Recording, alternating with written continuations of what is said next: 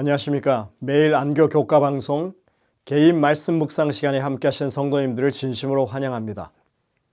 여러분들 이번에 복음서를 함께 보시면서 정말 복음을 다시 한번 맛보는 여러분들 되시기를 간절히 바랍니다.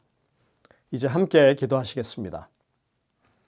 하늘에 계신 아버지 하나님, 참으로 오늘도 우리에게 힘과 능력을 주셔서 하나님과 동행하는 하루 될 수 있도록 도와주시고 말씀 앞에 겸손히 서서 주님의 음성을 들으며 그 음성을 청종하는 주의 백성들 될 수 있도록 저희들을 인도하시고 지켜주시옵기를 예수님의 이름으로 간절히 기도드립니다. 아멘. 네, 오늘은 수요일 교과 과정입니다. 제목은 굳은 마음입니다. 38년 동안이나 일어나지 못했던 병자를 기적적으로 고친 이야기는 유대 지도자들에게 이목을 끌기에 충분한 사건이었습니다. 하지만 그들의 대화 속에는 기적적인 치유에 대한 언급이 단 한 번도 나오지 않습니다.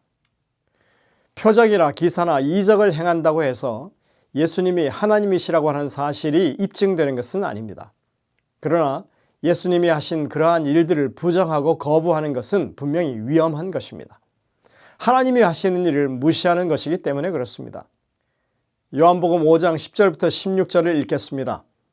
여러분들이 이 글을 자세히 좀 살펴보시면서 그들이 치유의 기적에 대해서 어떤 태도를 보이고 있는지 살펴보시기를 바랍니다. 유대인들이 병난 사람에게 이르되 안식일인데 내가 자리를 들고 가는 것이 옳지 아니하니라. 대답하되 나를 낫게 한 그가 자리를 들고 걸어가라 하더라 하니 그들이 묻되 내게 자리를 들고 걸어가라 한 사람이 누구냐 하되 고침을 받은 사람은 그가 누구인지 알지 못하니 이는 거기 사람이 많으므로 예수께서 이미 피하셨음이라. 그 후에 예수께서 성전에서 그 사람을 만나 이르시되 보라 내가 나았으니 더 심한 것이 생기지 않게 다시는 죄를 범하지 말라 하시니 그 사람이 유대인들에게 가서 자기를 고친 이는 예수라 하니라. 그러므로 안식일에 이러한 일을 행하신다 하여 유대인들이 예수를 박해하게 된지라.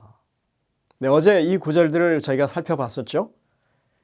여러분들 유대인들의 언어에서 병이 낫는다고 하는 표현이 한 번이라도 있습니까? 이것을 주목해야 합니다. 사람이 그토록 오랫동안 병을 앓다가 나았다고 하는데 무슨 병이었느냐? 어떻게 나았느냐? 그리고 누가 낫게 했느냐? 이런 질문을 하는 게 당연하지 않습니까? 낫다, 고치다라고 하는 말은 오직 나음을 입은 그 사람의 표현 가운데서만 등장합니다. 이 사람들은 병이 기적적으로 나았다고 하는 이야기 대신에 안식일에 하지 말아야 할 그 금령에 관한 이야기를 말합니다. 그것도 아주 전투적으로 신경을 곤두세우고 말하고 있습니다. 이것은 하나의 사건을 두고 보는 관점이 얼마나 다를 수 있는지 우리에게 보여주는 것입니다. 나음을 입은 사람은 오직 병 나은 것에만 집중하고 있고 유대인들은 안식일에 물건 들고 다니지 말라고 하는 것에 집중하고 있는 것입니다. 오늘 영감의 교훈에 보시면 그러한 내용이 잘 묘사되어 있습니다. 제목은 치유의 정죄입니다. 그들은 주의 날에 짐을 들고 다니는 것이 합당하지 않은 것을 그 병자에게 상기시켰다. 반면에 병자는 기뻐서 안식일인 줄도 잊어버렸다. 그는 하나님께로부터 이러한 능력을 받은 분의 명령을 순종하면서 아무런 가책을 느끼지 않았다. 그는 대담하게 대답했다. 나를 낫게 한 그가 자리를 들고 걸어가라 하더라.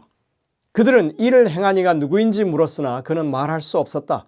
관원들은 오직 한 분만이 이 이적을 행할 수 있다는 것을 알았다. 시대소망 203쪽에 있는 와이스의 글입니다.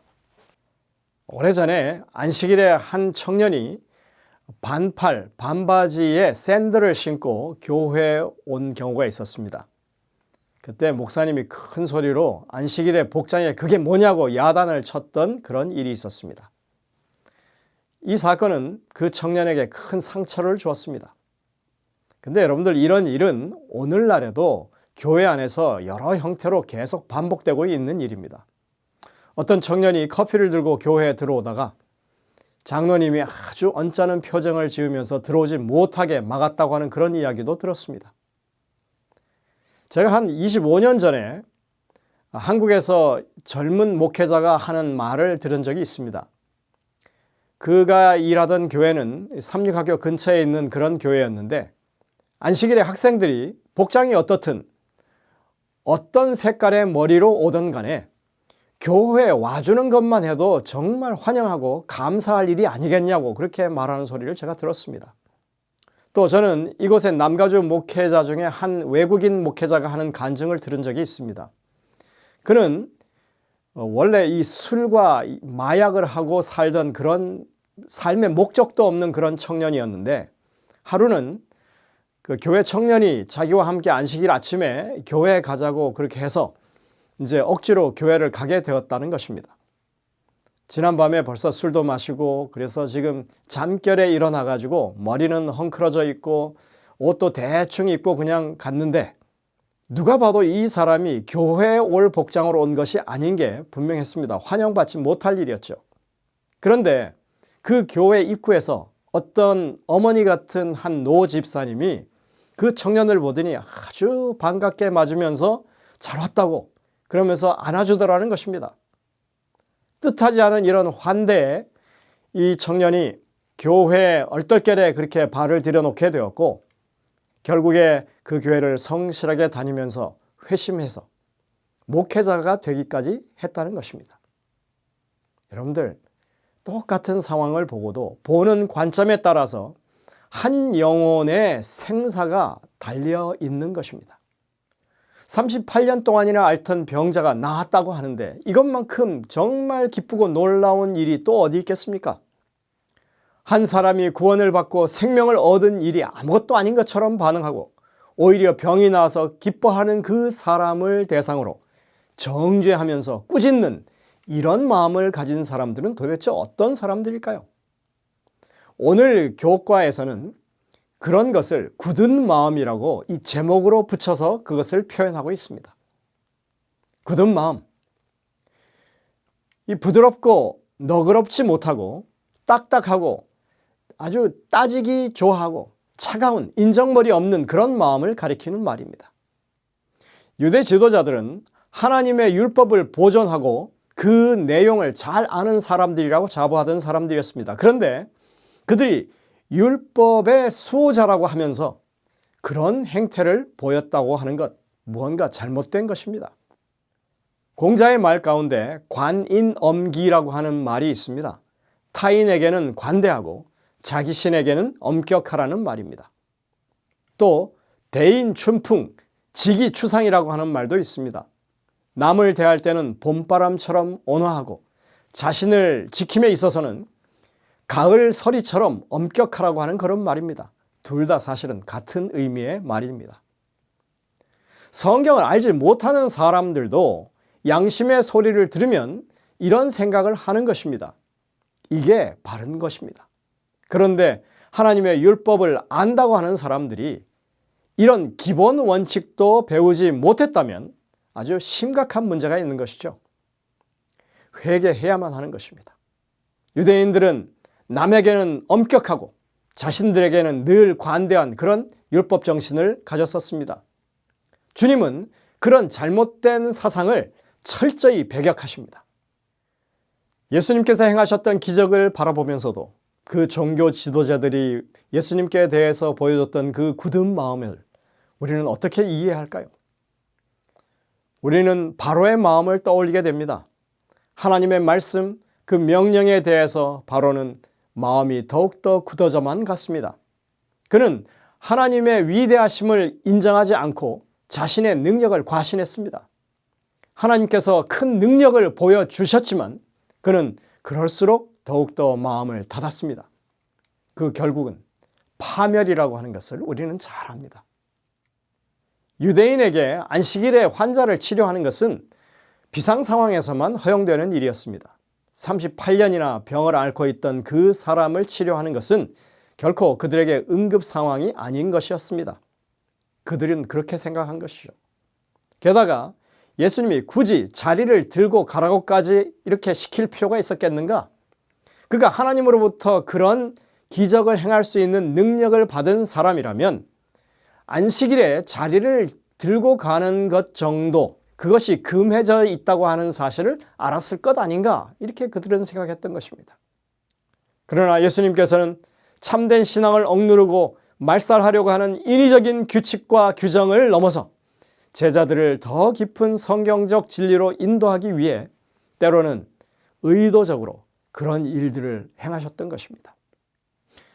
그러나 여러분들, 명백한 증거들이 주어져 있음에도 불구하고 사람이 얼마나 영적으로 무감각해질 수 있는지에 대해서 우리는 복음서 안에서 그 사례들을 얼마든지 찾아볼 수 있습니다. 이 종교 지도자들은 어떻게 그렇게까지 눈이 멀 수 있었을까요? 아마도 그 이유는 그들이 부패한 마음을 가졌기 때문일 것입니다. 그들은 하나님과의 소통이 없었습니다. 성령의 음성을 지속적으로 거절하면 마음이 부패하게 되는 것입니다. 그것이 그들의 마음을 더욱 굳게 만드는 근본적인 이유가 되었습니다. 그리고 메시아가 로마의 억압으로부터 자신들을 구해줄 것이라고 하는 잘못된 믿음도 예수님을 배격하는 이유 중 하나였습니다. 그들에게는 정치적, 군사적 능력을 갖춘 메시아가 필요했지, 자선이나 베푸는 그런 연약한 메시아에게는 관심이 없었던 것입니다. 만일 그들이 하나님의 예언을 자세히 연구했더라면 다니엘서 71회의 예언에서 예루살렘의 멸망과 메시아의 죽음에 대한 기별을 제대로 그들이 깨달았더라면, 이사야 53장에 나와 있는 고난받는 종에 대한 기별을 말씀 그대로 그들이 받아들였더라면 그들은 예수님을 배격하지 않았을 것입니다. 무엇보다도 그들은 그 마음이 세속적이었습니다. 그들에게 가치 있는 것은 영적인 것이 아니었습니다. 물질적인 것, 그리고 세상의 명예와 권력에 대한 것이었습니다. 그래서 그들은 자신들에게 하등 유익이 되지 않는 하나님께 복종하는 일에 대해서 그들은 별로 관심이 없었던 것입니다. 그런데 우리는 구약의 마지막 책의 말라기서에서 타락한 유대 지도자들의 이러한 모습을 속속들이 찾아볼 수 있습니다. 다른 말로 하자면 400년 전에 말라기 시대에나 예수님 오셨던 그 복음서가 기록된 시대에나 그들의 영적인 상태는 개선되지 않고 있었다고 하는 것입니다. 예전에 제가 신학과 1년 때 그 창세기를 가리켜서 창조로 시작해서 입관으로 끝나는 책이라고 배웠습니다.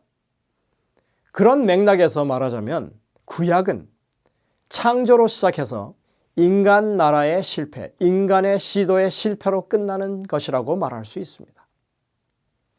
하나님과의 교제가 없고 잘못된 메시아관을 가졌고 그런 교회관을 가졌고 영적인 것을 무시하고 세속적인 것에 가치를 두는 그런 신앙, 이것이야말로 사람들을 보지 못하게 만들고 듣지 못하게 하는 그런 근거가 되는 것입니다. 이 모든 것이 그들의 눈앞에 있는 진리를 가렸고 예수님을 거부하도록 만든 것입니다. 그러나 복음서에는 바로 그런 절망적인 상황에서 예수님이 등장하십니다. 400년이나 멈춰 있던 신앙의 맥박을 다시 뛰게 하는 것이 바로 예수님이신 것입니다. 굳은 마음, 길처럼 딱딱해진 굳어버린 그런 마음도 주님께서 갈아엎어서 부드러운 땅으로 만드시는 것입니다. 버린 땅, 묵은 땅을 기경해서 옥토로 만드는 예수님의 역사 안으로 우리를 초청하는 것이 바로 주님의 복음입니다. 이번 기회에 간절한 심령으로 예수님을 다시 찾고 만나게 되시기를 간절히 바랍니다. 우리 안에 역사하시는 성령의 감동하심을 깊이 체험하시는 모든 성도들 되시기를 간절히 바라면서 오늘 말씀을 드리겠습니다. 기도하시겠습니다. 하늘에 계신 아버지 하나님, 참으로 주님은 위대하시고 능력이 있으십니다. 주님 면전에 말씀 앞에 우리가 설 수 있게 하시고 다시 한번 복음으로 말미암아 우리의 삶이 변화되고 주님 앞에 소성하는 그런 귀한 경험을 이번 기회에 할 수 있도록 인도하여 주옵기를 예수님의 이름으로 간절히 기도드립니다.